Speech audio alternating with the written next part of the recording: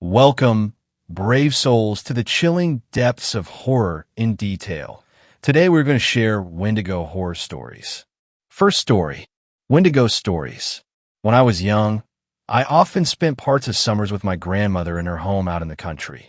It was my favorite place in the world, and I always looked forward to the week-long stays of gardening, baking, late-night fires with s'mores and ghost stories, and enjoying having my grandmother all to myself. There was a pond not far from her house where I would sometimes go to swim. It was home to quite a few frogs, and at night they made the most incessant noises. I complained to my grandmother only once, saying I couldn't enjoy the night breeze with all that racket. She took me on her lap and told me a story about an old man and woman who lived near a lake.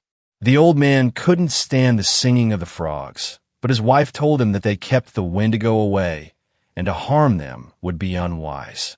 Well, he didn't listen and set about methodically catching all the frogs on the lake.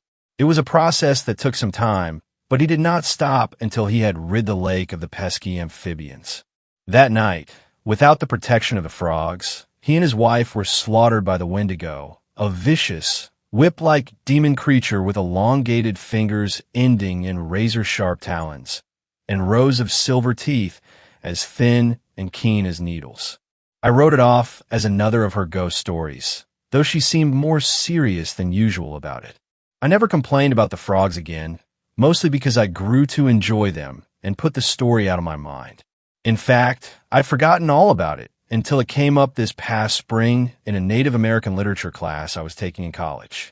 The mention of the Wendigo sparked that old memory of my grandmother's story. I thought she had made up the word.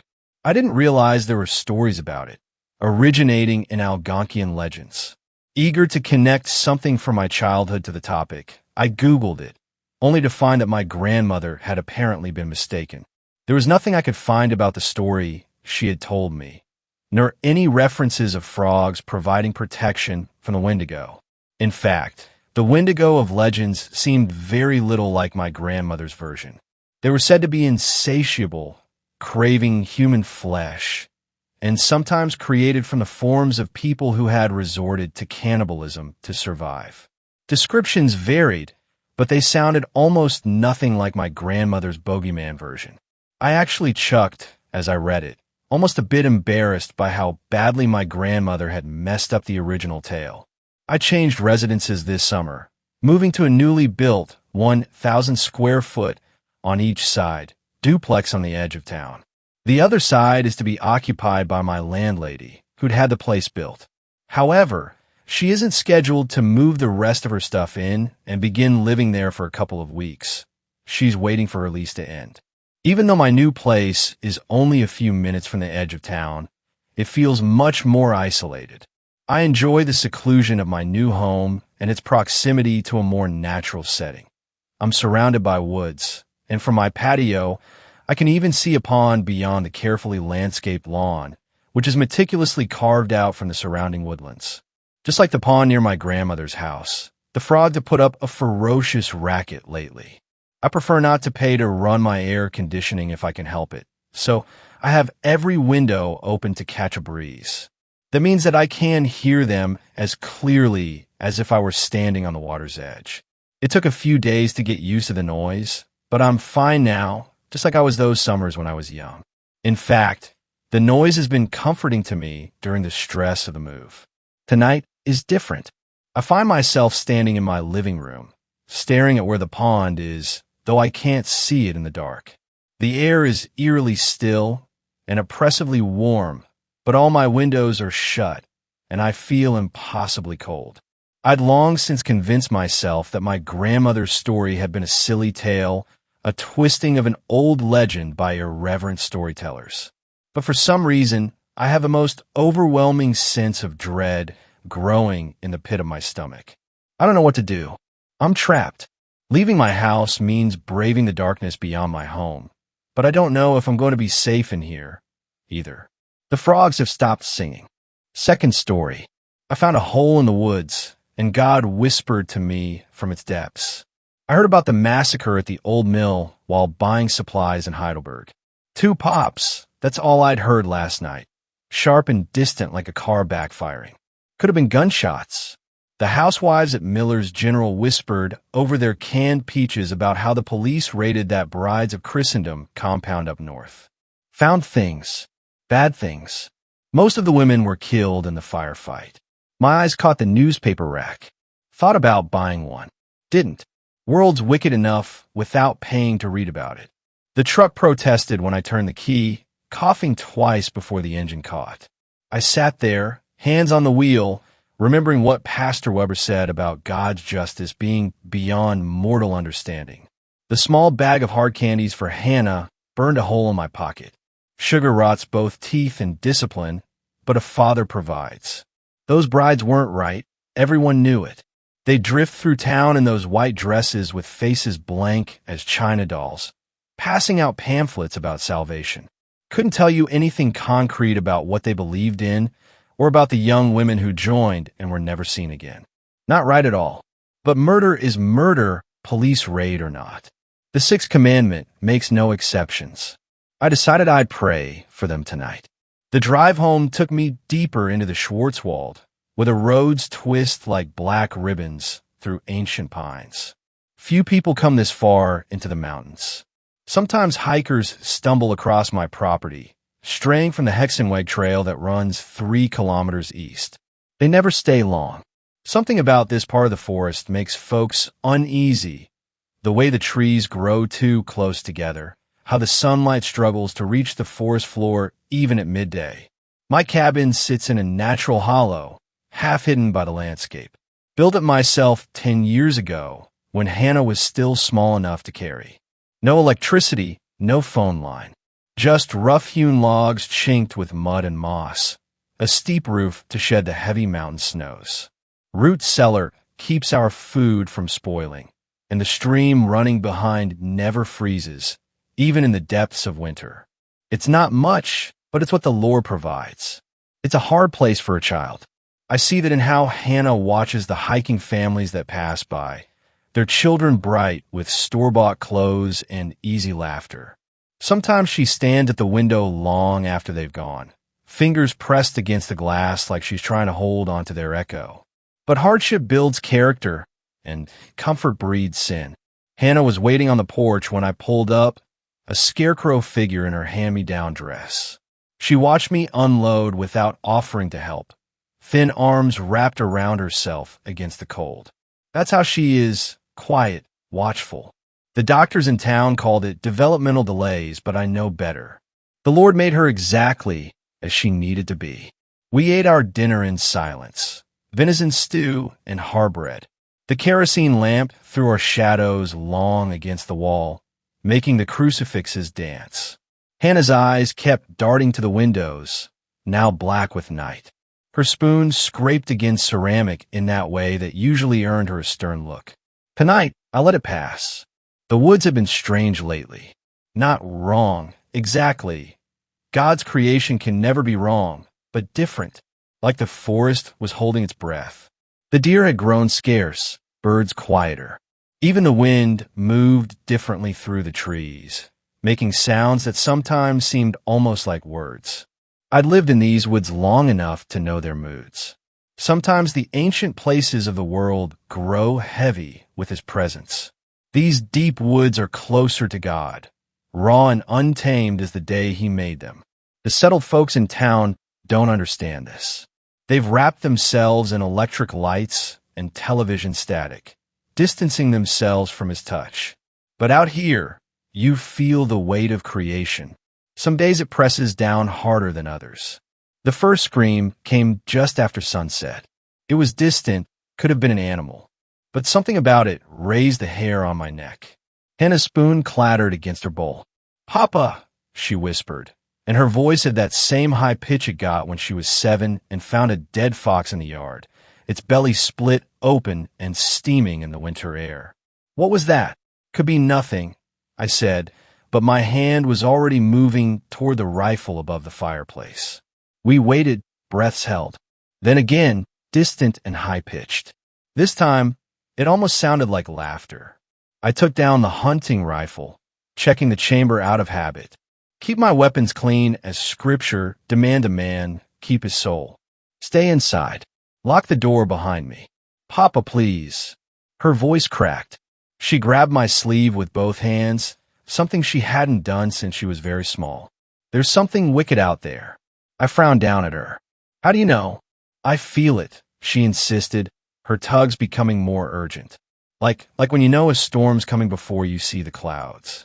God is warning me deep in my tummy. If what you say is true, I replied, gently pulling free of her grip. Then who better to protect his realm than his most devoted servant? She had nothing to say to that.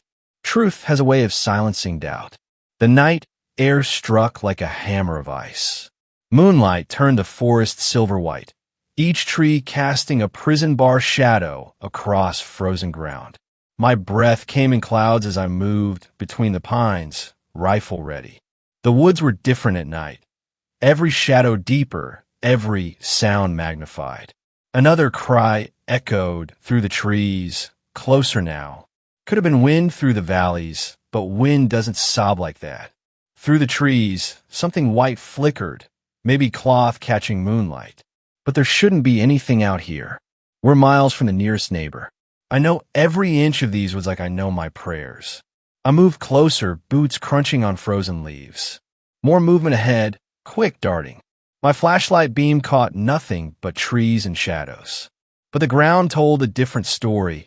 Bare footprints in the frost, small and precise like a dancer's. And something else, dark spots in the snow that could have been blood. Hello. My voice sounded thin in the vast silence. This is private property. The woods went dead quiet. Not even wind in the trees. Just the sound of my own breathing, harsh in the stillness. My flashlight caught something hanging from a branch. A scrap of white fabric, edge stained dark. I picked it up, turned it over in my hand. Old, smelled of pine needles, and something else, sweet decay like overripe fruit. When I reached the cabin, Hannah was standing on the porch. The kerosene lamp behind her cast her shadow long and narrow across the snow, like a crack in the earth. "Did you shoot them, Papa?" she asked, her voice small but steady. "Did you shoot the witches?" The question hit like a slap. "What did you say?" Hannah shifted on her feet, looking down at her bare toes, turning blue in the cold. A suspicion crossed my mind. "Did you read the newspaper when it was delivered this morning?" The words came out sharp as icicles. "You know what I've told you about throwing them away? About not filling your head with that sort of thing." Hannah merely shifted on her feet, looking down at her bare toes. Disapproval pooled hot in my belly. Lord, forgive the child her disobedience. That night, as we knelt for evening prayer, Hannah's hands tightened in mine as we recited the Lord's Prayer together. "Lead us not into temptation, but deliver us from evil." Her fingers felt like ice in my grip. Behind us, the windows rattled in a sudden gust of wind, and I could have sworn I heard laughter carried on the breeze, high and wild, like breaking glass. The next day passed as most do. After breakfast, hard bread and the last of our preserved applesauce, we began Hannah's lessons. She has a quick mind when she chooses to apply it, though she's been more distant lately. Still, she worked through her multiplication tables without complaint, recited her verses from Proverbs, and copied passages from the few history books I allow in the house. Around midday, Hannah went to tend to those goats she's so fond of. Strange creatures, they appeared during the first frost of winter, drawn perhaps by the smoke from our chimney or the scraps Hannah sometimes leaves out. 3 of them, all identical with rough black coats and bright eyes. They produced no milk, bare no kids, but Hannah doted on them. I let her keep them against my better judgment. They didn't need much feed, preferred the sparse grass and foliage during the warmer months, and displayed a surprising level of fortitude during winter. I'd done a fool thing a few years back and slaughtered a brace of rabbits Hannah had hand-raised since they were kittens. She didn't speak to me for months, so I let her keep the goats, lest I risk her wrath once again. I prayed God would forgive me this one indulgent for my little girl. What better to love than one of God's creatures? The rest of the day we spent on chores, splitting wood, checking the snares, preserving what little game they'd caught. We ate our dinner in familiar silence, the wind whispering through the gaps in the logs. That night, something woke me. Perhaps a sound, perhaps just the weight of another's gaze upon my face. I opened my eyes to find a woman staring through my window. The moon lit her face silver bright. She was smiling. No, her face was split by a smile, stretched impossibly wide across features that seemed to shift and flow like candle wax. Her eyes were dark hollows, reflecting nothing. Not quite human, but wearing humanity like an ill-fitting mask. I reached for my rifle, never taking my eyes off her. When I looked back, she was gone, but I caught a flash of white disappearing into the trees. Without thinking, I pulled on my boots and coat. The rifle was loaded. I always keep it loaded these days. Hannah stirred in her bed across the room. "Go back to sleep," I whispered. "Papa needs to check something." The night air bit deep. That laughter came again, high and wild, like breaking glass. There, another glimpse of white between the black trunks of the pines. I followed, my boots crunching in the fresh snow. She vanished into the darkness ahead, leaving no footprints I could see. I was about to turn back when I heard it, a strange huffing sound like an animal digging. Following the noise, I pushed through a thicket of young pines into a small clearing. There she was, illuminated by moonlight, on her hands and knees, clawing at the frozen earth like a mad thing. Her white dress was filthy now, torn and stained with soil. As she dug, she made a sound that raised the hair on my neck, a keening mixture of giggles and pants, rhythmic and desperate. Not human, not quite. I raised my rifle. The sound of the bolt cycling made her head snap up, and for a moment our eyes met. Then she bolted, moving with that same unnatural speed I'd seen before, vanishing between the trees like smoke. I took a step to follow, then stopped. Something was wrong. The air had grown thick, heavy with a presence I could feel pressing against my back like a physical weight. Slowly, I turned around. The hole drew me forward. I didn't want to approach it. Everything in me screamed to run, but my feet moved of their own accord. As I drew closer, I saw the ground around it was scored with deep scratches. Dozens of fingernail marks in the frozen earth, overlapping each other. Multiple sets of hands had dug this, tearing through soil and frost with bare fingers. I knew I shouldn't look, knew it like I know my prayers. But I found myself leaning forward, peering into that absolute darkness. Something looked back, hidden and hungry. It reached up through that hole and touched me, not with hands or claws, but with a presence that turned my bowels to water and my legs to jelly. I soiled myself like a child, scrambling backward, my mind unable to process what I'd felt. The weight of judgment, but not God's judgment. Something older, something that had been waiting. I ran until my lungs burned and branches whipped my face bloody. Ran until I burst through our cabin door, waking Hannah with my panicked entrance. "Papa." Her voice was small, frightened. "What's wrong? What happened?" I seized her hands, pulled her from her bed. "Pray with me," I demanded. "Pray until sunrise." "Papa, you're hurting me. Pray." We knelt there on the rough wooden floor, my hands gripping hers too tightly as I recited prayer after prayer. Hannah tried to ask questions, but I shushed her harshly. This was more important. With each passing hour, as gray dawn crept closer, understanding bloomed in my mind like a revelation. The white robe that woman in the woods was wearing. I'd recognized it. The same white dress those brides of Christendom wore. The massacre at their compound hadn't been senseless violence after all. It had been divine intervention. Those women, those things, they had been planning something. Digging something up that should have stayed buried. But the police, for all their guns and authority, had failed. Evil still lurked in these woods, scratching at the earth with bloody fingers. That's why God had shown me the truth. Me, who had rejected the modern world's comforts and temptations. Me, who had raised my child in righteous solitude, unwavering in my faith while others grew soft and complacent. I alone had been chosen to finish what the authorities had started. I alone had the strength, the purity of spirit to face this evil. My years of devotion had led to this moment, this divine purpose. "Papa," Hannah whispered as the first light touched our windows. "You're crying." I touched my cheek, felt wetness there, star. "Tears of joy." Asterisk, I assured her. "It gets fuzzy after that." Days bled into one another after that night. I tried to keep them clear in my head, but my thoughts were muddled, my mind consumed with this one task I now held above all else. Hannah's lessons went untaught, the snares unchecked. A necessary sacrifice, I knew that. With time, she would understand. Greater things were at play. Terrible consequences to be had were I not to follow through with my purpose. I spent my days lost in Scripture, finding echoes of myself in Moses and Elijah. At night, I would prowl through the obsidian forest, listening for fingers scratching against frozen earth or that gurgling, hitching laughter.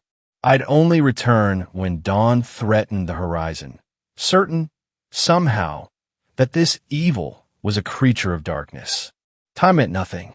How could it, when I stood on the cusp of such glory? I'd hear Hannah in the morning, stoking the fire, stretching our meager supplies into something like breakfast. Her movements grew slower each day, her frame more fragile, but my mind was elsewhere, replaying that night's vision, seeing that terrible hole in every shadow, every dark corner. "Papa, we need food," she'd say, her voice getting smaller, more careful with each passing day. She held up our last jar of preserves like it was evidence at a trial. The root cellar's almost empty. "God provides for his chosen ones," I'd reply, running my hand along my rifle's barrel for the 100th time that hour. Remember how he fed the Israelites in the desert? Trust in his providence. And wasn't I proved right when Hannah would return from her daily wanderings, apron heavy with blackberries, dirty hands cupping pale mushrooms like offerings? "See how he provides," I'd tell her, though she'd just stare at me with those huge, hollow eyes. "See," I would tell her, "see how he provides for us?" By the end of the first week, sleep became a distant memory. Each night, I'd pace our small cabin, muttering prayers and checking my rifle, waiting for darkness to fall so I could resume my sacred hunt. Sometimes I caught Hannah watching me, her face gaunt in the lamplight. The weight of her silence felt like judgment, and that judgment kindled something hot and dangerous in my chest. One night, deep in the woods and parched from hours of searching, I stopped to drink from a still pond. Moonlight turned the water's surface to mirror glass. As I bent to drink, I saw them, great wings of silver white spreading from my shoulders, shimmering with holy purpose. I was transfigured, become an angel of judgment. The vision filled me with righteous fire. I spent hours at my prayers now, my voice growing hoarse as I thanked God for choosing me, for showing me his divine purpose. Hannah would kneel beside me, trembling with what I took for religious fervor, though now I wonder if it was simply hunger or fear. "Papa," she said one morning, her small hands clutching at my sleeve like a drowning person grabbing for rope, "the goats are acting strange. They followed you last night. I saw them from the window." "Of course they did," I replied, stroking her hair with magnanimous affection. "I am their shepherd, as Christ is mine. Did he not say my sheep hear my voice, and I know them, and they follow me? But there's something wrong with them. They're not normal. They haven't eaten in weeks, we've no grass, but they're growing all fat." I silenced her with a kiss atop her head, though her high-pitched voice had begun to grate like fingernails on slate. "I'll be back before dawn," I promised her, and left. The goats accompanied me most nights now, their black forms moving like shadows between the trees. Sometimes I would preach to them as we walked, explaining my holy mission. They would listen with tilted heads, their rectangular pupils reflecting the moonlight like tiny golden crosses. 10 days in, I stopped reading scripture altogether. What need had I for ancient words when God spoke to me directly now? I could feel his presence in every rustle of wind through the pines, every crunch of snow beneath my boots. The woods themselves seemed to whisper their approval of my quest. Hannah grew more insistent, more troublesome. One morning, I found her try to pack a bag with our few remaining possessions. "What are you doing?" I demanded. "We need help, Papa," she whispered. "You're not well. Pastor Weber would understand." I struck the bag from her hands, sending our last precious cup of flowers spilling across the floor. Pastor Weber is a blind fool who coddles his flock with soft words and softer doctrine. God has chosen me for this task, me alone. She flinched away from my rage, and something in her retreat sent a thrill through me. Yes, fear was appropriate. Respect. Long had it been absent. 2 weeks slid by like shadows on a sundial, slow and steady, each night punctuated by the same ritual. Hannah and I knelt together in prayer, her voice a timid echo of my own as we sought meaning, affirmation, proof that my faith was not only righteous but ordained. My faith was the kind of faith that burned, fierce and hot, devouring any doubts before they had time to fester. But tonight something shifted. She opened the Bible, my Bible, without so much as a glance for permission. Her fingers trembled, but her voice held a strange steeliness. Proverbs 16, verse 18, she said, the words tight in her throat like they didn't want to come out. Then she read them aloud. Pride goeth before destruction, and a haughty spirit before a fall. I stared at her. It took a few long seconds for the weight of the verse to press down like a stone balanced on my chest. "Is there something you want to say, Hannah?" My voice was calm, almost gentle. Too calm. Her eyes met mine, unflinching.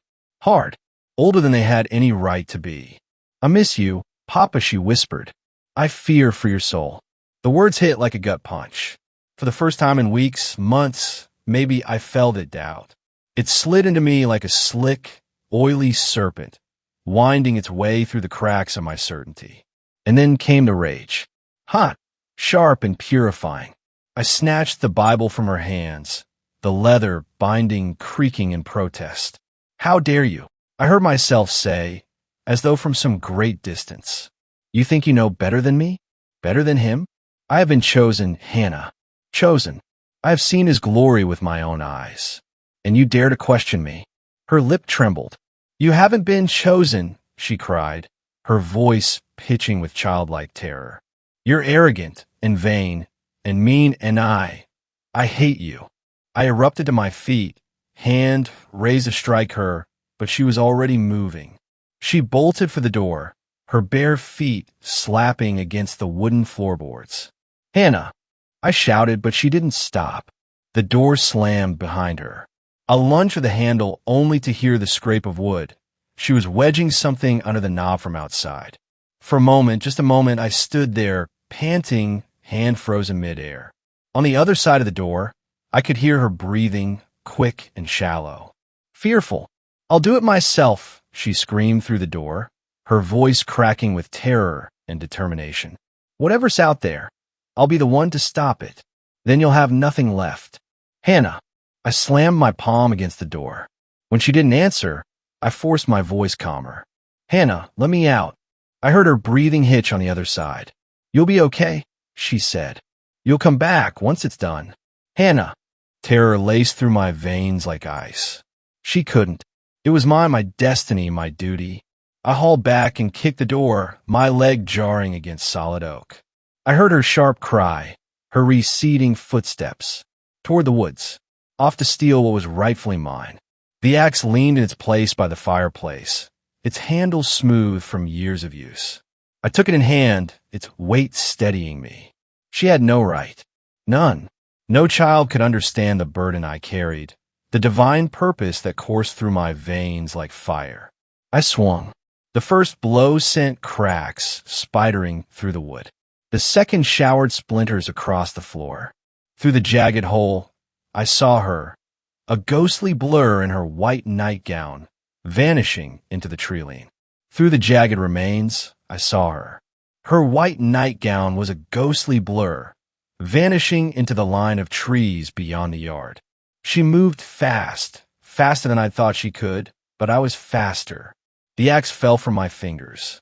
I reached for the rifle above the mantel instead. A shepherd crook for a shepherd's duty. I wouldn't let her define me. Not like this. The cold bit in my lungs as I hurtled through the night, breath steaming, the rifle steady in my hands. The trees swallowed her up, but I could hear her, branches snapping, undergrowth rustling. Each crack of a twig was like a beacon calling me onward. Behind me came another sound familiar. The goats were following, their hooves striking the frozen ground with a deliberate rhythm. Not just footsteps, a cadence, a beat that matched my pulse. Their soft, bleating rose, but it wasn't the plaintive call of livestock.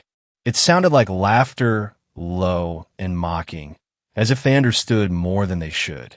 Their soft, bleating rose, but it wasn't the plaintive call of livestock. No, it was something else entirely. It sounded almost like laughter, low and mocking, as if they understood more than they should. Ahead, the moonlight spilled through the canopy, and I swore I saw it. The glimmer of her nightgown, the flash of her small, pale face. She wouldn't get far. Not for me.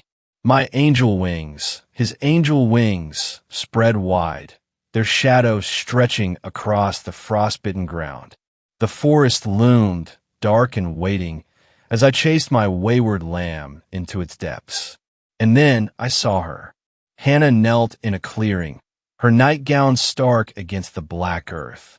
Her hands clawed at the frozen ground, raw and bloodied as she scraped at the edges of that blessed chasm. Somehow, she had found it, as though it had been waiting ready all this time. My chasm, my purpose, the culmination of everything I had sacrificed. Stop! The word ripped from my throat, and I leveled the rifle at her narrow back. She froze, her trembling frame caught in the silver light of the moon. This isn't for you, I said, stepping closer. It's mine. This was meant for me. She didn't turn around. Her voice, when it came, was small. Papa, I can feel it. The wrongness. It's in the air. It's in you. The rifle rose, the weight of it steady in my grip. I pointed it at her, and my daughter, my lamb, turned defiant wolf. Step away from the hole. Now. She stood slowly, her small figure pale and fragile in the moonlight. The snow clung to her nightgown, turning it to rags, but she didn't shiver. Behind her, the goats gathered, their burning eyes locked on me. Their mouths hung open, jowls pulled back from stained yellow teeth in strange grins. I edged closer, the rifle trained on Hannah's heart. The chasm yawned before me, its edges jagged and dark, the void within pulsing like a hungry, open mouth. From its depths came a whisper, low and syrupy, coiling around my mind. How big and juicy you've gotten, it said. How fat and swollen. Are you here to stop me, Thomas? Yes. I panted, heart thudding in my chest. As only I can. But of course, the voice crooned. Nobody is as strong as you. Nobody as smart or as devoted. This is why God chose you. I couldn't help it. The words were a balm to my cracked soul, sweeter than honey. Yes, I whispered, the rifle trembling in my hands. Yes, that's right. How proud you must be. And I was. Pride swelled inside of me, so much of it I felt like I might burst. A cry tore from my throat as a weight struck my back. Hannah's small body slammed into me with all the force she could muster, and I stumbled, my boots skidding on the loose earth at the edge of the chasm. I teetered there, the rifle slipping from my grasp as my boots lost purchase, the brittle edge crumbling beneath me. For one awful moment, I was weightless, plunging into the scorching maw of the void, but my hand shot out, snagging the rim just before I disappeared entirely. My fingers dug into the frozen earth, nails splintering as the ground shifted under my grip. Below me, the abyss boiled with unnatural heat, a blistering force that pressed against my skin, alive and ravenous, dragging at me as though it had been waiting for this moment. "Hannah," my voice cracked. "Help me, please. I'm your father." She stood over me, silhouetted by the moonlight, her face streaked with tears that gleamed like silver as they froze on her cheeks. "You taught me to listen to God's voice," she said, her words faltering but resolute. "But you stopped listening a long time ago." "Hannah," my grip was failing, the earth crumbling beneath my fingers. She lowered her head, her voice trembling as she spoke our prayer. "Create in me a clean heart, O God, and renew a right spirit within me." I choked on my breath, the weight of my own words thrown back at me. "You're wrong. You're wrong." My voice rose to a scream. "I am your father. I am chosen. I am." Her foot came down on my fingers. The pain was white-hot, a searing betrayal. My grip gave way, and I plunged into the darkness. As I fell, the last thing I saw were the goats, silhouetted by the moon, peering over the edge at me, and Hannah, my lamb, standing tall as she watched me go. My final thought was bitter and sharp, cutting through the blackness. At least I felt like Lucifer, defiant, proud, until the end. Third story. My girlfriend is terrified of deer. I didn't believe her until it was too late. I live in the woods, but not the way most people mean it when they say I live in the woods. I don't just have a bunch of trees in my backyard. I live on about 10 acres of woodland near a local nature center in a house my grandfather willed me a few years ago. It's an area I've lived in and around for most of my life, so I'm used to the quirks that come with it. Mostly the wildlife and bad cell reception, but sometimes down trees or snake infestations. My girlfriend Annie is what a lot of people around here would call a city slicker. She lives half an hour away in the closest college town, has an internship at a publishing company, and drives an electric car. We met through some mutual friends who go to the same college, and she doesn't have a problem with driving out to visit me, so we see each other a few times a week. She's a good sport about the bad cell reception, too, and the insects that are constantly trying to get into the house.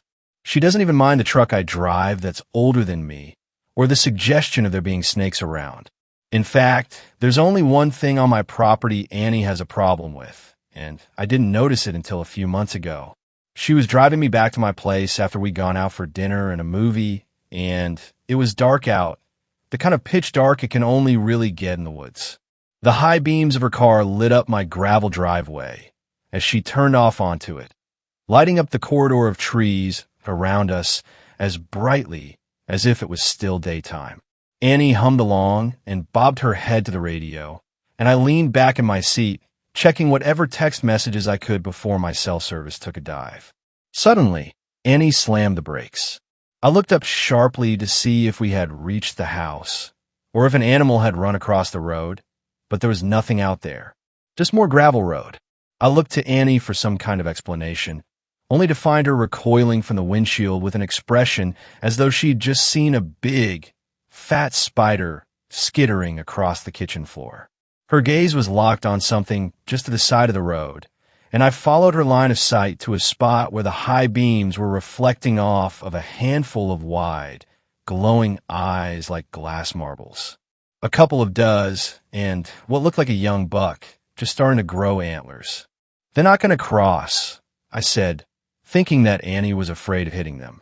"I know," she said. "So what?" I said, "You're afraid you're going to catch Lyme's disease?" "I'm just afraid of them," Annie said, setting her jaw stubbornly. "I'm ashamed to admit it now, but I might have laughed." "They're just deer," I said, leaning across her to smack the center of her steering wheel. The car horn sounded in a sudden blast of noise, and the deer scattered back into the woods. "I know they're just deer," Annie said, very clearly annoyed with me. There wasn't any chance of her spending the night at my place, and I'm still afraid of them. I don't like the way they watch me. She said it like she knew it was silly, and I was tempted to make fun of her a little more, or to tell her a couple of stories from experience of just how stupid deer could be, to reassure her that there wasn't much of anything going on behind those reflective eyes of theirs. But part of me could sense that Annie was genuinely freaked out, and I should just leave it alone. Besides, people have all kinds of weird phobias. Being afraid of deer was probably nothing compared to some of those. I put Annie's phobia out of mind, except for the few times she drove me home and I watched her anxiously checking the darkness around my house for deer, recoiling the same way she had that first night whenever she spotted any. Watching her watch the deer made me begin to realize that I had no idea how large the deer population on my property really was. During the day, I would occasionally see groups of 9 or 10 deer grazing on grass at the edge of the tree line near my back porch. Deer of all shapes and sizes, from huge bucks to the tiniest fawns that looked as though they'd just been born. I started trying to keep track of them to see if it was the same group every time or different families, but it was hard work. A lot of deer look exactly the same. Even in spite of realizing exactly how many deer lived on my property, I didn't think of them as a problem until the hunter showed up on my doorstep. He drove a truck bigger than mine, a hulking, white thing with an American flag decal plastered all along one side of it, and said he and his buddies had been asked by the nature center to cull their deer population. My property butted right up against theirs, so he offered to send a few guys my way to clear out the woods around my house. "You're culling the deer?" I asked, sounding maybe a little more outraged than I should have been. "What? Just cutting down the population," he said, giving me a look like I had no idea what I was talking about. It made me like him less. To be fair, I didn't know what I was talking about in this particular instance, but I'm not fond of that look. It's a look I get a lot, being a woman who lives alone in the woods. "What?" I asked again. Surely there weren't that many deer in the woods. "Overpopulation," the hunter said, still giving me that look like I was asking questions I should already have known the answer to. "Too many deer at the center. Screws up the ecosystem. More chance of people getting Lyme over there, too. And eventually, the deer will run out of food and starve." When he put it like that, I got the idea that this was a lot kinder towards the deer than the alternative. I could probably deal with seeing less fawns in my yard if it meant the ones still around had plenty to eat. And less deer meant less for Annie to be afraid of on the nights she came over. "All right," I said with a curt nod. "You can sweep my property, too." "What do I owe you?" "Nothing," the hunter said. "Our deal with the nature center is we get to keep whatever we kill. Now, you're free to pay extra if you want the meat dash." "That's okay," I said quickly. I thanked him for the offer, then, and retreated back into my house as he walked back towards his truck. I found out from a friend who worked at the nature center that the culling was scheduled to take place early the next morning, practically before the sun came up. I slept with headphones in that night, intent on ignoring any gunshots that came out of the woods behind my house, if there were any to begin with. Did most hunters still use bows? I'd only been hunting a few times with my grandpa when I was in high school, but I remembered being taught to use a bow. Despite the headphones, I woke up close to the crack of dawn like I usually did when the sun started to pour in from the window next to my bed. I don't go to school, and I have an IT job that lets me work remotely from my laptop, but there's always house chores that need doing, and I like to get them out of the way in the mornings. I was putting out food on the porch for the stray cats that like to come around when I saw it. A trail of fresh blood in the grass right near the tree line, and a deer crawling its way across the ground, all the way down on its belly, like a scared dog. I'd never seen a deer crawl like that before. There was something unnatural about it, something that made me wonder if it was rabid. Judging from the blood trail, it was at least wounded. I stepped back into the house and grabbed my grandpa's shotgun out of the garage. It was old, and I wasn't sure it had ever actually been used. My grandpa had told me it was more for scaring off trespassers than anything. Still, there were a few boxes of shells in the garage, and I loaded the gun with buckshot before taking it outside with me. The deer I'd seen before had vanished, leaving only the trail of blood behind it. I steadied my hands on the barrel of the shotgun, my fingers feeling a little frozen in the early morning cold, and walked into the woods as quietly as I could, mindful that any twig I snapped underfoot would likely send any deer, even a hurt or rabid one, running. I've been in the woods around my property before, but not often, and following the blood trail led me deeper inside than I'd ever been before. It was strangely quiet back there, except for the occasional rustling of foliage, and the canopy of trees blotted out the sun in a way that left me perpetually in the shade. The blood trail on the ground never dried up, though. In fact, it got wider and wetter as I continued to follow it. I was sure that any moment I would come upon a deer that had been half eviscerated and somehow crawled all the way back to where it thought it would be safe. What I actually found at the end of the blood trail was something worse. Something I still see painted on the backs of my eyelids at night, when I'm trying to clear my mind enough to fall asleep. The blood trail didn't belong to a deer. Rather, it ended close to a hollow in the trunk of a large tree that a man lay inside. At least I thought it was a man. I could only see his legs sticking out. A handful of deer stood over him, occasionally lowering their heads down to sniff or lick at the man, and several had mouths that were shiny with blood. I moved closer, cocking the shotgun. The noise startled the deer, and all of them bolted but one, a large doe who stayed right where she was, watching me. A glistening rope dangled from her mouth that I thought might have been part of a hunter's trap, but later realized was a bit of intestine. I took a few more steps forward, watching the doe watch me, until I stood over the hollow in the tree. The man inside was the hunter I'd met the previous day. His bright orange coat was soaked with blood, his chest and abdomen bitten open in more places than I could count, the skin torn away in lazy strips. His skin had turned a sickly gray, and there were strange, round wounds in his neck, like he'd been stuck with a stake or a screwdriver. Antler wounds, I realized, my stomach turning over.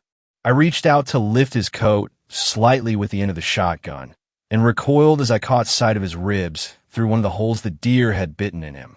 A twig snapped next to me. The doe was still there, still looking at me with her big, glassy eyes, still munching on the rope of the hunter's intestines. I raised the shotgun and unloaded buckshot into her. That was a few days ago, and I haven't left the house since. I called the nature center to ask how the culling went, and they said that half the hunters who went into the woods never came back out. The police came by to ask if I'd seen or heard anything from my property, and I lied. Whoever heard of deer eating someone alive? I've been thinking, though, about what the hunter said to me when he came by, about how when there are too many deer on a property, they start to run out of food, starve. I've heard before that a lot of herbivore animals will eat meat if they've run out of options. What I haven't heard about is animals like that doing it in a vengeful way, an intelligent way, not eating the nature center employees, but the hunters instead. I haven't seen the stray cats that live around here all week. The food I left out for them that morning hasn't been touched, but I have seen the deer. They've been circling my house all week, crawling on their bellies in the grass like the one that led me to the hunter. I can't help but feel like they know what I did to that doe somehow, like one of them saw me shoot her and pass the knowledge on. Like the deer think I'm a hunter, too.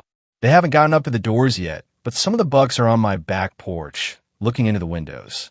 I drew all the curtains in the house, turned off all the lights, but I can still feel their eyes on me, right outside. It can't be long before they try to break the glass. I swear I've heard them tapping on it with their antlers, testing where the weak points are. I've peeked out of the second floor windows at night, trying to catch them at it, but all I ever see are their reflective eyes shining up at me out of the dark. Annie was right to be afraid. I'm sorry I doubted her. Fourth story. The time I saw a Wendigo. First things first, this happened to me when I was around 10. I've lived in Idaho all my life and spent a lot of time outside or in the wilderness as a kid. My grandparents would take me camping, and my older brother and I would always hike up whatever trails we could find to get a view of the sunset. On one of these occasions, something terrifying happened. We were up at a campsite I only know as Warm River, the river there never freezes over, and my brother and I were on a regular evening hike. There was an old tunnel bored through the mountain at one part of the trail, probably an old train tunnel, and we were walking through it when I heard something I'll never forget. After walking through probably 2/3 of the way through the tunnel, I heard a terrible screech at the end we entered through.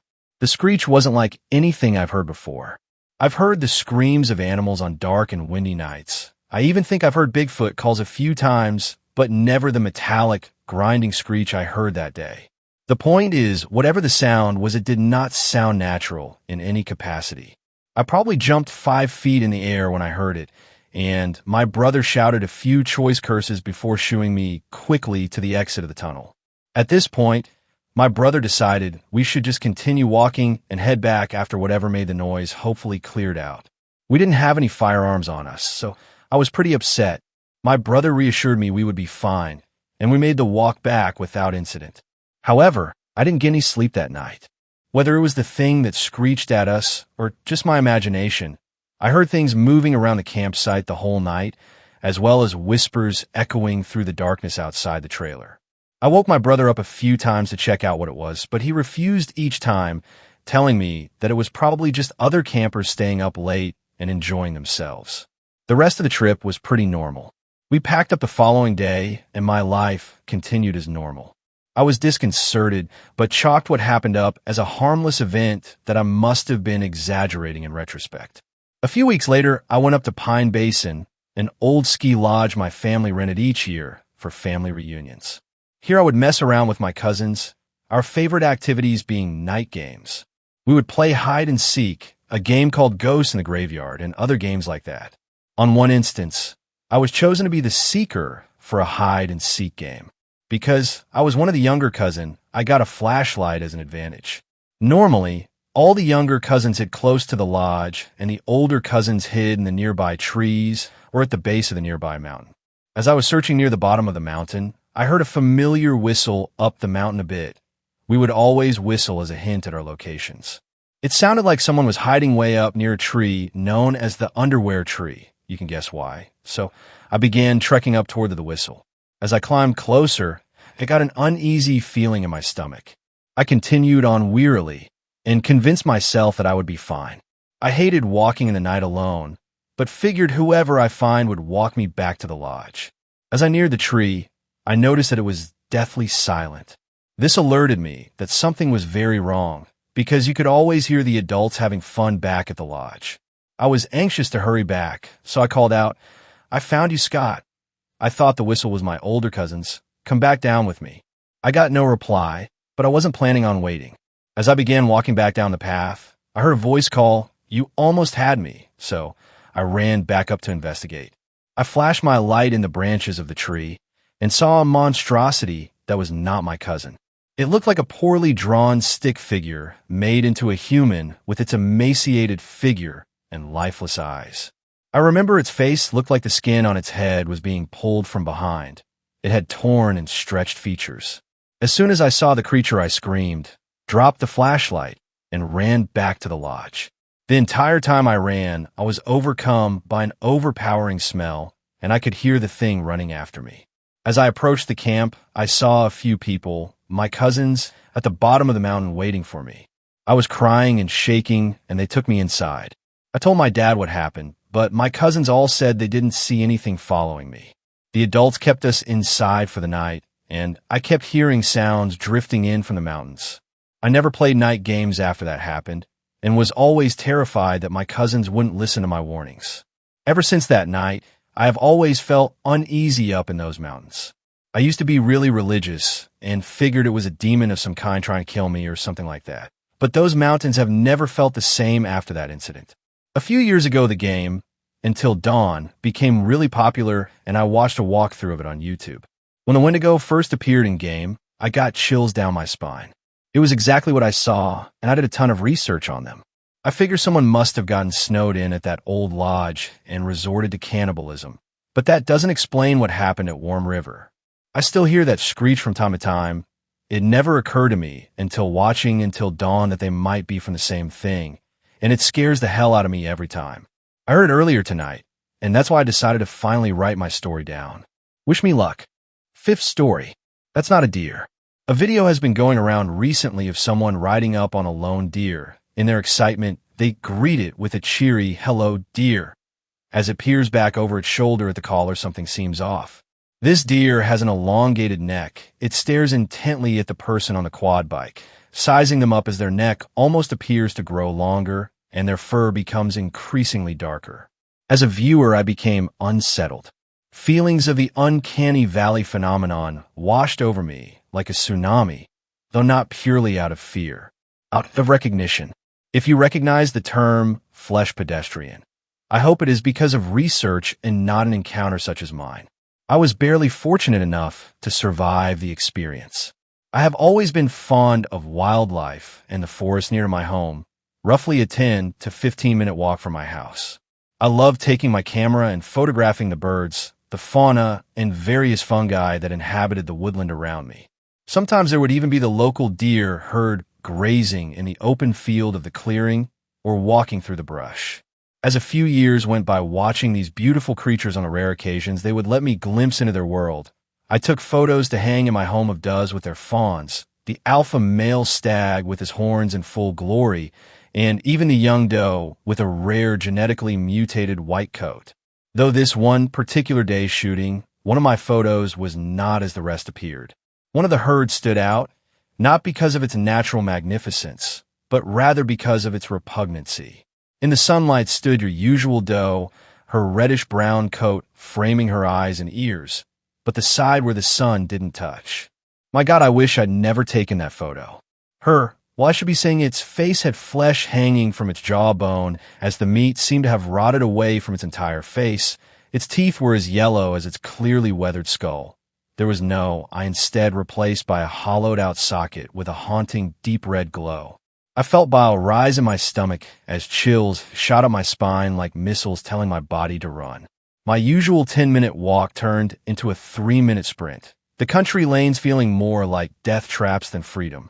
Leaping the front garden fence, I fumble for my keys, opening the door before slamming it behind me. The feeling of eyes upon me made my skin burn. Peering out at the kitchen window, every late evening shadow appeared as a creature from the setting sun, and there it was. Stood next to bushes at the end of the drive was that thing. Only this time it could barely pass for a deer. Its front hooves morphed into clawed hands. Its face hollowed and rotten, its corpse a mass of blackened, decaying flesh and entrails kept in by a thin, near-transparent layer of skin. It stood on its hind legs before me, taking slow, calculated steps. It raises its leg and covered the front fence in one move. My mouth went dry as I watched, each step making my heart beat faster as it turned into some horrifying beast, the smell penetrating the door as if death itself had tried to claim the creature and failed. I gagged barely, keeping myself together as I moved away from window to hide behind the door, collapsing behind it as my legs gave way. Tears began to roll down my cheeks as its claws raked down the door. The creature let out a deafening squeal, almost as if a pig and a person were screaming through a siren at the same time. Then there was silence. The smell disappeared as quickly as it came. I waited until it had gotten completely dark before I stood up. I crept towards the kitchen window, staying low. I quietly pulled out the drawer, grasping for a knife. I don't know what for. I guess in hindsight, it was a comfort to have at least something to feel as though I could defend myself. As I stood to look outside, the solar lights illuminated the edges of the empty garden. Looking around, I could see nothing.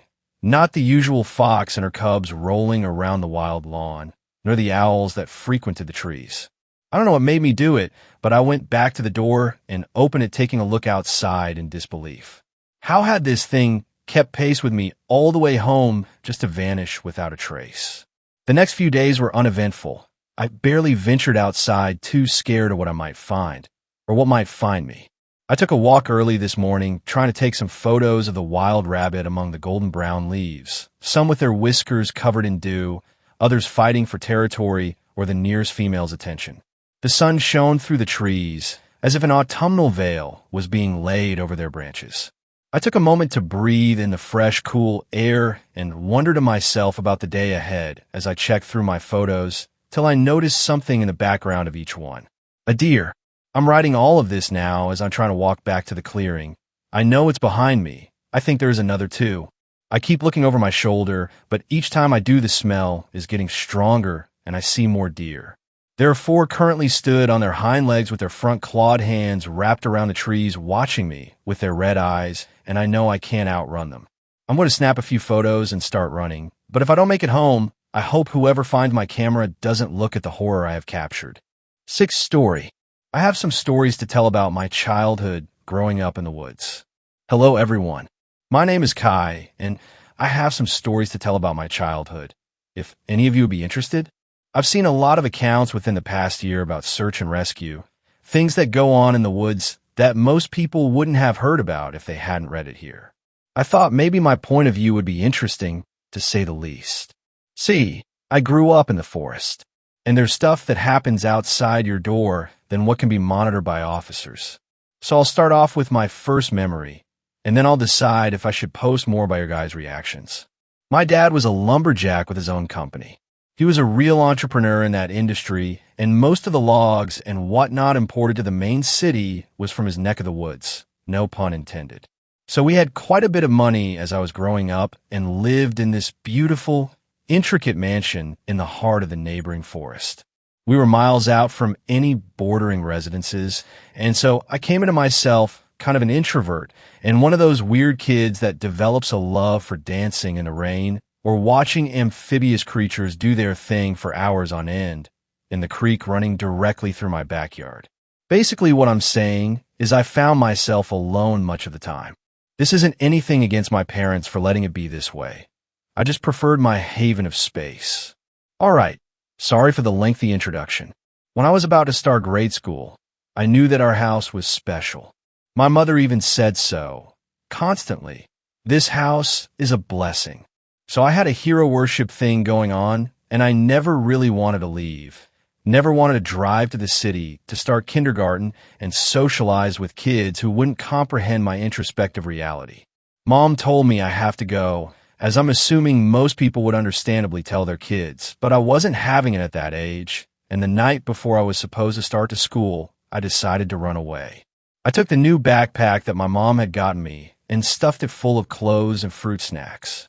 Our house was so unnecessarily large that you could stomp about on the base floor without anyone hearing until they would be about halfway down the first flight of stairs. I took advantage of that and grabbed all the sugary stuff my mom wouldn't let me have more than once a day and let myself out the front door. I had made the choice to live with all the creatures that I watched on a daily, figuring they'd be the only ones who would understand me. As I walked deeper and deeper into the forest, the trees seemed to grow and tower over me the farther I went. And what made it worse was that seemed to have a noise cancellation effect. The hum of the woods and the slight sounds here and there of the animals seemed to completely die, and I was left with a disturbing, soft quiet. Even at 5, I knew something wasn't all right about this. I found a tree with a hive-like structure at its roots and nestled into that, laying my sole blanket over top of myself while I tried to sleep. In case you couldn't tell, that wasn't in the cards. After I'd been laying there for about 40 minutes, I started to relax enough to feel my eyes drooping. It had to be later than midnight at that point, but I can't say for certain. Anyhow, the noiseless environment actually began to comfort me into a sleep, and it was just when the dreams started to open in my head that I heard the first whisper. My eyes popped open. I held my breath, listening for that again. I was more surprised than anything else, really, especially because I had gone almost an hour in this wild silence. I didn't hear what it said, I just knew it was there, and that became a curiosity for me to sit up against the tree trunk and try to hear the voice again. "Come here," it said. I turned and realized it was coming from the tree. I scanned upwards until I see a glimmering whiteness of an eyeball staring at me. An abnormally large squirrel, maybe like the size of a house cat, hung by its tail over the branch, calmly smiling at me, with human teeth and human eyes. It opened its mouth and breathily spoke, "Come deeper, child." My breath hitched and I froze. The creature opened its paw and its long claws, like a foot long. Each of them reached down and grabbed the tree. It started to crawl towards me, painfully slow, and its eyes got wider with each inch it took towards me. Its calm before seemed to fade as an excitement was evoked with the increasing tempo of its eager pants, and that's when I found myself sprinting back home. I hadn't realized how far I had gone into the woods until I was fighting for breath with every lunge I took to return. I could be manufacturing this, but I swear I heard the deep clawing of earth following me, like that thing was chasing me with a speed it could only manage with those impossibly elongated talons. I burst through the threshold, and noise came about again. It was shocking, and I almost faltered in my run to lounge in the comfort of it, but I could see my front door, and I wasn't staying out there any longer. I skipped over the creek, where I took note of a strange collection of frogs sitting in a uniform line staring out into the woods, and slammed the front door behind me. My parents still weren't up. I looked out the window to see the frogs still in that line, and a figure in the distance, maybe where I had crossed that threshold, pacing like a wild, hungry predator. It was larger than the squirrel at the very least, but I could still see that bright white from those human eyes. And I don't know why I felt this way. Maybe it was intuition, maybe it was something else, but some part of me knew that those eyes were stolen. I didn't go to sleep that night, and I made a promise to myself I wouldn't go back into the woods. Not past the creek. I'm sorry that this was kind of short, but this was only my first memory, and I was so young, so everything is kind of patchy except for the truly traumatic parts. My next was when I was about 11. I'll leave it up to you guys if you want to hear more. I'm in college, so just know if I do post another one. It might not be right away, but I'll do my very best. Thank you guys for reading. Thanks a lot for watching the video. Till the end, subscribe to Horror in Detail for more videos. Drop your suggestions in comment section.